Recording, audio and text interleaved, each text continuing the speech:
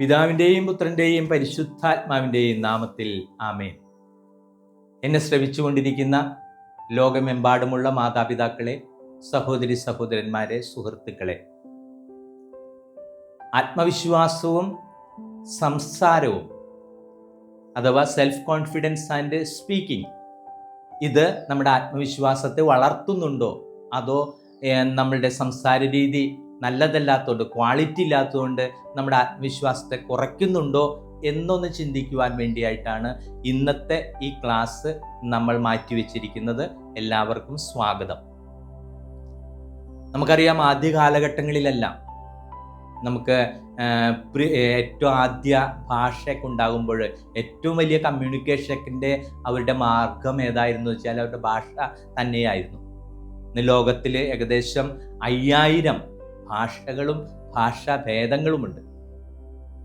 Language and dialects എന്ന് പറയും. ഇപ്പോൾ ഇന്ത്യയിൽ തന്നെ ഏകദേശം 300 ഭാഷാ ഭേദങ്ങളുണ്ട് എന്നാണ് പറയുന്നത്. അതുകൊണ്ട് നമുക്ക് ഒരേ പ്രദേശത്ത് പോയാലും അവരുടെ സംസാരം അത്ര നമുക്ക് ക്ലിയർ ആയിട്ട് മനസ്സിലാകണമെന്നില്ല. ഞാൻ തൃശ്ശൂർ ജില്ലക്കാരനാണ്. കോട്ടയം ജില്ലയിലാണ് ഏറ്റവും നല്ല മലയാളം പറയുന്നതെന്ന് നമ്മൾക്ക് മനസ്സിലാക്കാൻ സാധിക്കും. അപ്പോൾ നമ്മൾ സംസാരിക്കുമ്പോൾ അത് യഥാർത്ഥത്തിൽ നല്ല ക്വാളിറ്റി ഗുണമുള്ള ഒരു സംസാര രീതിയാണോ ആണെങ്കിൽ അത് നമ്മുടെ ആത്മവിശ്വാസത്തെ ഒരുപാട് ഉയർത്തും എന്നാണ് ശാസ്ത്രം പറയുക. ഇപ്പം ഞാൻ സ്കൂളിലേക്ക് പോകുകയാണ് എന്നാണ്. ഞാൻ സ്കൂളിലേക്ക് പോകണട്ടോ എന്നുണ്ടാവും. രണ്ടും വ്യത്യാസമുണ്ട്. ഇപ്പം I am going to school എന്ന് പറയുമ്പോൾ അത് കറക്റ്റ് ഇംഗ്ലീഷാണ്. അല്ലെ ഐ ആം ഗോയിങ് ഹോം ഉണ്ട്, അവിടെ ടു ഇല്ല എന്ന് പറഞ്ഞതുപോലെയാണ്. നമ്മൾ പറയുമ്പോൾ അതിനൊരു വ്യക്തതയുണ്ടെങ്കിൽ, ചില കുട്ടികളൊക്കെയാണ് ഏറ്റവും നല്ല മലയാളം പറയുന്നത് അല്ലെങ്കിൽ ഏറ്റവും നല്ല ഭാഷ യൂസ് ചെയ്യുന്നത് കൊച്ചുങ്ങളാണെന്ന് പറയും. അതുകൊണ്ടാണ് ഇംഗ്ലീഷ് പഠിക്കുമ്പോൾ അല്ലെങ്കിൽ ജർമ്മൻ പഠിക്കുമ്പോൾ നമ്മളോട് പറയുന്നത്, സ്പാനിഷ് പഠിക്കുമ്പോഴൊക്കെ കൊച്ചുങ്ങൾ പറയുന്നത് കേട്ട് പഠിക്കാൻ പറയും. കൊച്ചുങ്ങൾ കറക്റ്റായിട്ടാണ് ഉപയോഗിക്കുക. കുട്ടികൾ അതായത് ആദ്യ അക്ഷരം ഉപയോഗിക്കാൻ തുടങ്ങുന്ന ഒരു പ്രായമുണ്ടല്ലോ, അവർ പറയുന്നത് കേട്ട് പഠിച്ചാൽ നമുക്ക് മറ്റു ഭാഷകൾ പഠിക്കാനായിട്ട് സാധിക്കുമെന്നാണ് പറയുന്നത്. ഇപ്പോൾ കുട്ടികൾ പറയുമ്പോൾ അവർ കൃത്യമായിട്ട് അത് പറയും. കാരണം അവരുടെ മാതാപിതാക്കളിൽ നിന്ന് അവർ അങ്ങനെയാണ് കേട്ടിരിക്കുന്നത്. അമ്മ, അപ്പൻ, അവർ കൃത്യമായിട്ട് അങ്ങനെ അത് ഉച്ചരിക്കും, ഓരോ വാക്കുകൾ ഉപയോഗിക്കുമ്പോഴും. അപ്പം ആദ്യമായിട്ട് ഭാഷ സംസാരിക്കാനായിട്ട് പഠിക്കുന്നത് അമ്മയിൽ നിന്നാണ്, പിന്നെ അപ്പനിൽ നിന്നാണ്. അത് കഴിഞ്ഞിട്ട് നമ്മുടെ കുടുംബത്ത് വേറെ മക്കളുണ്ടെങ്കിൽ, സിബ്ലിങ്സ് ഒക്കെ ഉണ്ടെങ്കിൽ അവരിൽ നിന്നാണ്. പതിയെ കുട്ടികൾ പുറം ലോകവുമായിട്ട് ബന്ധപ്പെടാൻ തുടങ്ങും. LKG, pre-KG, LKG, UKG, 1ാം class മുതൽ 10ാം ക്ലാസ് വരെ ഓരോ തലത്തിലും ഇവർ പഠിച്ചുകൊണ്ടിരിക്കുകയാണ്. അപ്പോൾ നമുക്കറിയാം, സംസാരത്തിൽ ട്യൂൺ ഓഫ് വോയിസ്, നമ്മുടെ ട്യൂൺ, അതുപോലെ റിതം, മോഡുലേഷൻ, ഇതൊക്കെ ഭയങ്കര ഇമ്പോർട്ടൻ്റ് ആണ്. നമ്മൾ സംസാരിക്കുമ്പോൾ അതിനൊരു വ്യക്തത കിട്ടണമെങ്കിൽ അതിൻ്റെ സംസാരത്തിൽ നമ്മൾ ഉപയോഗിക്കുന്ന ഓരോ വാക്കുകൾക്കും, ഇപ്പം മലയാളത്തിൽ 56 അക്ഷരങ്ങളുണ്ടെങ്കിൽ 56 അക്ഷരങ്ങളും ഉപയോഗിക്കാനായിട്ട് ഓരോന്നിനും ഓരോ സ്വരമാണ്. സ്വരങ്ങളൊക്കെ നമുക്ക് കൃത്യമായിട്ട് മനസ്സിലാക്കി, അതാണ് പറഞ്ഞത്, കുട്ടികളാണ് കറക്റ്റായിട്ട് അതൊക്കെ ഉപയോഗിക്കുക. നമുക്കത് മനസ്സിലാക്കാൻ സാധിക്കണേ. അതുകൊണ്ട് കുട്ടികളുടെ ഭാഷയാണ് ഏറ്റവും പഠിക്കാനായിട്ട് എളുപ്പമുള്ള ഭാഷ എന്ന് പറയും. അപ്പം നമ്മുടെ സംസാരം ക്വാളിറ്റി ഉള്ളതാണോ, അത് നമ്മുടെ ആത്മവിശ്വാസത്തെ ഒരുപാട് വളർത്തുന്നതാണ്. നല്ല വ്യക്തമായിട്ട്, വളരെ സ്ലോ ആയിട്ട്, ഡ്രൈവിങ് പഠിക്കും പറയില്ലേ, വണ്ടി ഇങ്ങനെ നിരക്കി കൊണ്ടുപോകാൻ സാധിക്കുന്നത് ഒരു ഗുഡ് ഡ്രൈവറാണ്. വണ്ടി പൂം എന്ന് പറഞ്ഞങ്ങ് പോകുമ്പോൾ അത് നല്ല, കാരണം പുള്ളിക്ക് കൺട്രോൾ കിട്ടില്ല. സമയത്ത് ഒരു വണ്ടി ഓടിക്കുമ്പോൾ അത് നിരങ്ങി പതിയെ ഇതിൻ്റെ ചക്രങ്ങളൊക്കെ കറങ്ങുന്നത് നമ്മൾക്ക് മനസ്സിലാക്കാനായിട്ട് ഫീൽ ചെയ്യാൻ സാധിക്കുമ്പോഴാണ് ദാറ്റ് ഹീ അല്ലെങ്കിൽ she is A good driver എന്ന് പറയും. എന്ന് പറഞ്ഞതുപോലെ വാക്കുകളൊക്കെ പെറുക്കി ഉപയോഗിക്കുമ്പോഴാണ് അതിന് ഓരോ സ്വരവും, കോമയിടേണ്ടോട് കോമയിട്ട്, അതുപോലെ ഫുൾ സ്റ്റോപ്പ് ഇടേണ്ടടുത്ത് ഫുൾ സ്റ്റോപ്പ് ഇട്ട്, ഇമ്പോർട്ടൻ്റ് ആയിട്ടുള്ള കാര്യങ്ങൾ പറയുമ്പോൾ ഇൻവെർട്ടഡ് കോമ ഇട്ട്, അത് നമ്മൾ പറയുമ്പോൾ കേൾക്കുന്നവർക്ക് അത് മനസ്സിലാക്കാൻ സാധിക്കണം. അതായത് സ്ഫുടമായിട്ട്, നമ്മുടെ ഭാഷയ്ക്ക് അത്യധികം പ്രാധാന്യമുണ്ട്. ഇപ്പം ചില സമയത്തൊക്കെ കൗൺസിലിങ്ങിൽ വരുമ്പോൾ അവർക്ക് ചിലപ്പോൾ എൻ്റെ കാര്യം അച്ഛൻ എന്താ പറഞ്ഞേ എന്ന് ചോദിക്കേണ്ടതായിട്ട് വരും. അല്ലെങ്കിൽ എനിക്ക് മനസ്സിലായില്ലല്ലോ ഒന്നുകൂടി ഉറക്കെ പറയാനായിട്ട് എനിക്ക് പറയേണ്ടതായിട്ട് വരും. അതായത് യഥാർത്ഥത്തിൽ നമ്മുടെ സൗണ്ട്, സ്വരങ്ങൾ, അതിനുപയോഗിക്കുന്ന രീതികളൊക്കെ വ്യക്തതയില്ലെങ്കിൽ കേൾക്കുന്നവർക്ക് മനസ്സിലാക്കാൻ സാധിക്കാതെ പോകും. നമ്മളിപ്പോൾ ഈ എഫക്റ്റീവ് കമ്മ്യൂണിക്കേഷൻ പറഞ്ഞില്ലേ, നമ്മളത് കൺവിൻസ് ചെയ്യപ്പെടാനായിട്ട്, ഇപ്പം എൻ്റെ പേര് ഫാദർ തോമസ് കൊടിയൻ എന്ന് പറയുമ്പോൾ അത് ചിലരൊക്കെ കുടിയനാണെന്നൊക്കെ ചോദിക്കും. അതാണ്, അവർക്ക് കമ്മ്യൂണിക്കേറ്റ് ചെയ്യപ്പെടുമ്പോൾ നമ്മുടെ സ്വരത്തിന് വളരെ പ്രാധാന്യമുണ്ട്. അതുപോലെ സ്വരത്തിൽ ഉപയോഗിക്കുന്ന സിസ്റ്റത്തിന്, റിതത്തിനൊക്കെ വളരെ പ്രാധാന്യമുണ്ട്. അപ്പോൾ കുടിയൻ അച്ഛനൊക്കെ പറയാറുണ്ട്, അത് അവർക്ക് മനസ്സിലാകുന്നില്ല. അപ്പോൾ അതുകൊണ്ട് നമ്മളുടെ സ്വരത്തിൻ്റെ സ്ഫുടത, ക്വാളിറ്റി എപ്പോഴും വളരെ വലുതായിരിക്കണം. നമ്മൾ പറയുന്നത് അവർക്ക് ബോധ്യപ്പെട്ടു, അവർക്ക് മനസ്സിലാക്കാനായിട്ട്. ഞാൻ പറഞ്ഞില്ലേ, സംസാര ഭാഷയിൽ 40% കമ്മ്യൂണിക്കേറ്റ് ചെയ്യപ്പെടുന്നുള്ളെങ്കിലും അത് ചിലപ്പോൾ നമ്മളൊരു സമൂഹത്തിൽ ഇപ്പോൾ ഒരു ഫോൺ വിളിക്കുമ്പോൾ അവർക്ക് വേറെ അവർ കാണുന്നില്ലല്ലോ.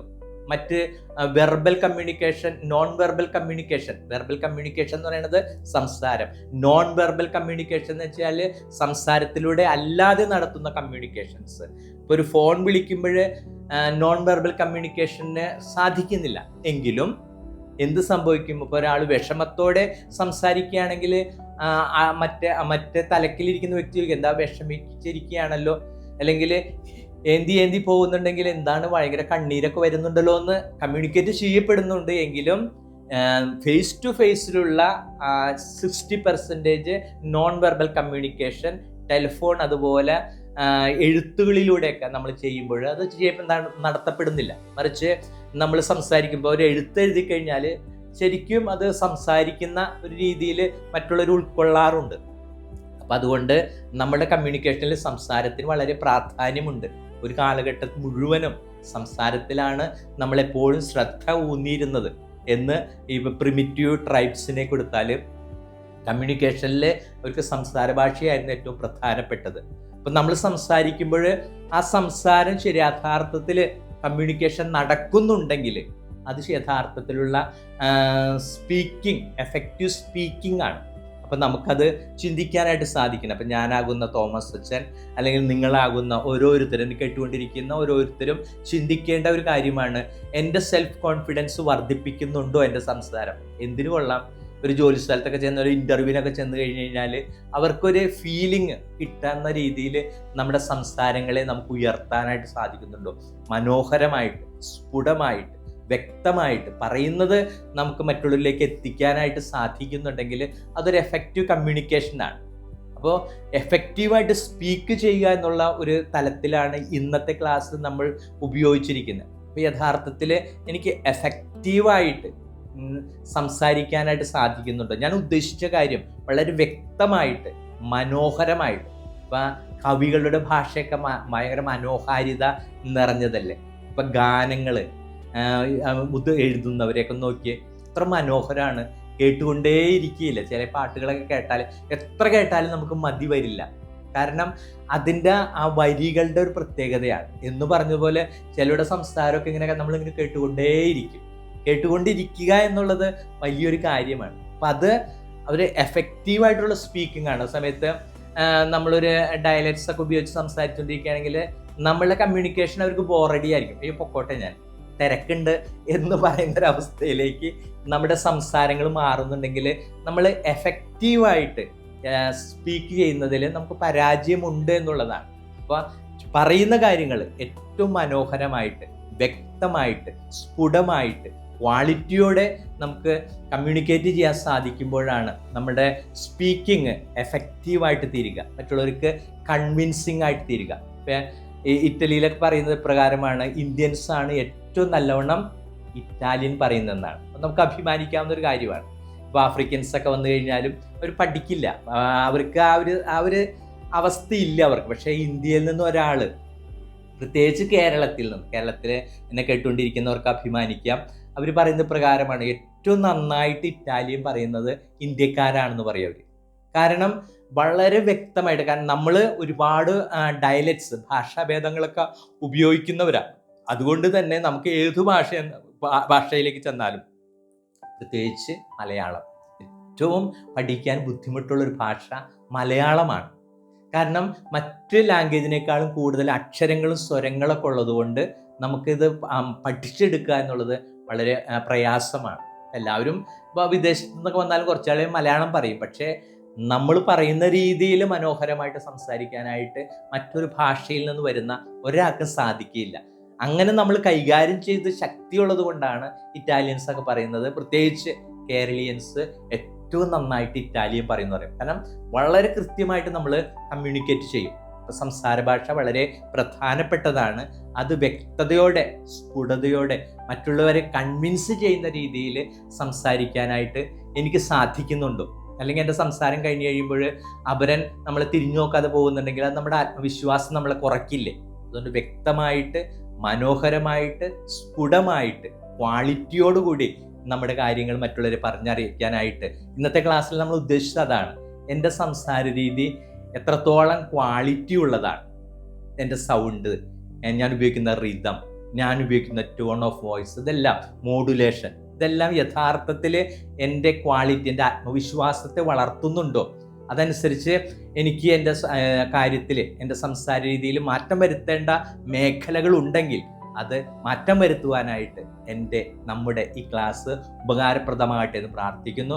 മറ്റൊരു വിഷയവുമായിട്ട് മറ്റൊരവസരത്തിൽ വീണ്ടും കണ്ടുമുട്ടുന്നതുവരെ ഫാദർ തോമസ് കൊടിയൻ.